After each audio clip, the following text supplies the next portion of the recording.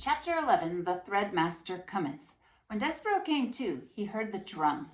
His father was beating a rhythm that had much more boom and much less tat. Together, Lester and the drum produced an ominous sound that went something like this. Boom, boom, boom, tat. Boom, boom, boom, tat. "Make way for the thread," cried a mouse, who was pushing a wooden spool of red thread through the crowd. "Make way for the thread." Boom, boom, boom, tat, went the drum. "To the dungeon," shouted the mouse. Despereaux lay on his back, blinking his eyes. How, he wondered, had things gone so terribly wrong? Wasn't it a good thing to love? In the story in the book, love was a very good thing. Because the knight loved the fair maiden, he was able to rescue her. They lived happily ever after. It said so in the book. They were the last words on the page. Happily ever after. Despereaux was certain that he had read exactly those words time and time again. Lying on the floor with the drum beating and the mice shouting and the threadmaster calling out, "Make way, make way!" Despereaux had a sudden, chilling thought. Had some other mouse eaten the words that spoke the truth? Did the knight and the fair maiden really not live happily ever after? Reader, do you believe that there is such a thing as happily ever after? Or, like Despereaux, have you too begun to question the possibility of happy endings? "Happily ever after," whispered Despereaux. "Happily ever after," he said again as the spool of thread came to a stop beside him. "The thread, the thread, the thread," murmured the mice. "I'm sorry," said the mouse behind the spool, "but I have to ask you to stand up. I have to do my job." Despereaux got slowly to his feet. "On your hind legs, please," said the threadmaster. "It's the rules." Despereaux stood on his hind legs. "Thank you," said the mouse. "I appreciate it." While Despereaux watched, the threadmaster unwound a length of red thread from the spool and tied a loop. "Just enough for the neck," muttered the mouse. "No more, no less. That's what the last threadmaster taught me. Enough thread for the neck." He looked up at Despereaux and then back down at the loop of thread. "And you, my friend, have a small neck." The threadmaster raised his arms and put them around Despereaux's neck. He leaned in close, and Despereaux smelled celery. He could feel the threadmaster's breath in his ear as he worked at tightening the thread. "Is she beautiful?" the threadmaster whispered. "What?" said Despereaux. "Shh! Is the princess beautiful?" "The Princess P?" "Yes, she is lovely beyond all imagining," said Despereaux. "Just right," the threadmaster said. He drew back. He nodded his head. "A lovely princess, just so, like a fairy tale. And you love her, as a knight loves a maiden. You love her with a courtly love, a love that is based on bravery and courtesy and honor and devotion, just so." "How do you know that?" Despereaux said. "How do you know about fairy tales?" "Shh!" The mouse leaned in close, and Despereaux smelled celery again, green and alive. "Be brave, friend," whispered the threadmaster. "Be brave for the princess." And then he stepped back and turned and shouted, "Fellow mice, the thread has been tied. The thread has been knotted."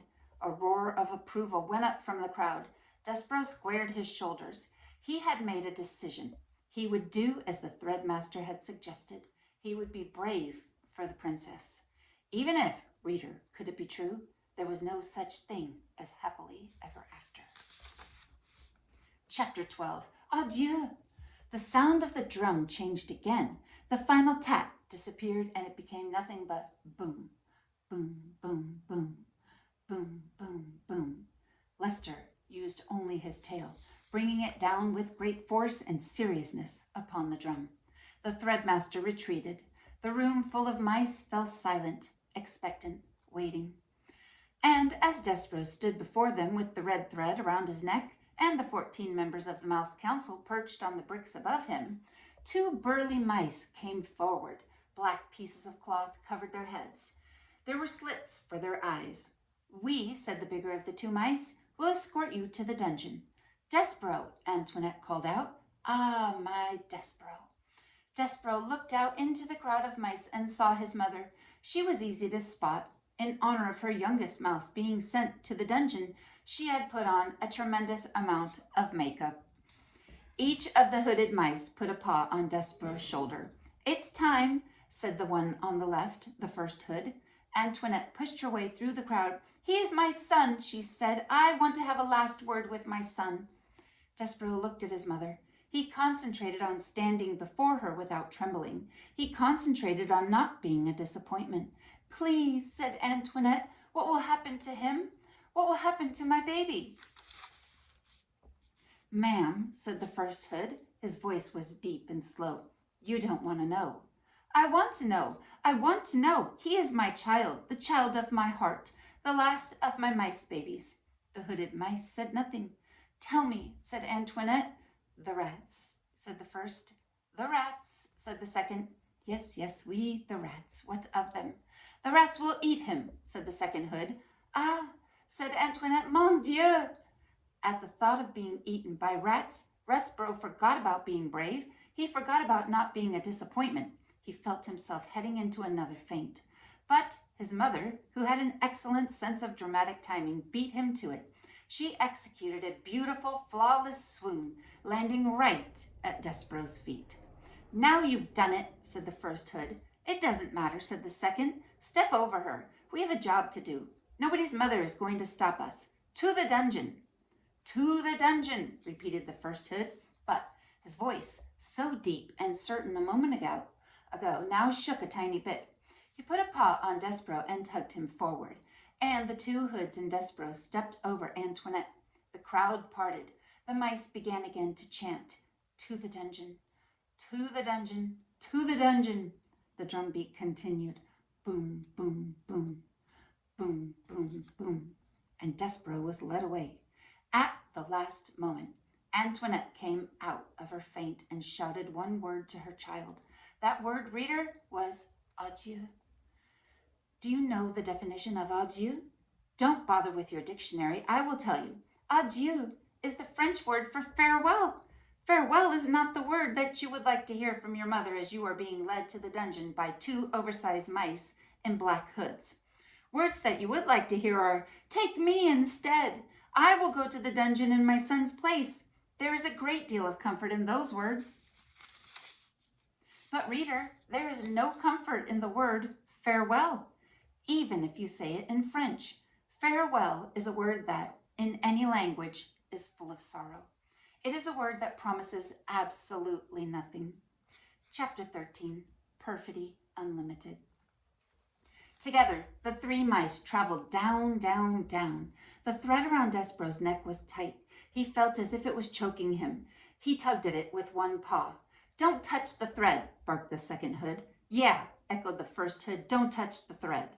They moved quickly, and whenever Despereaux slowed, one of the two hoods poked him in the shoulder and told him to keep moving.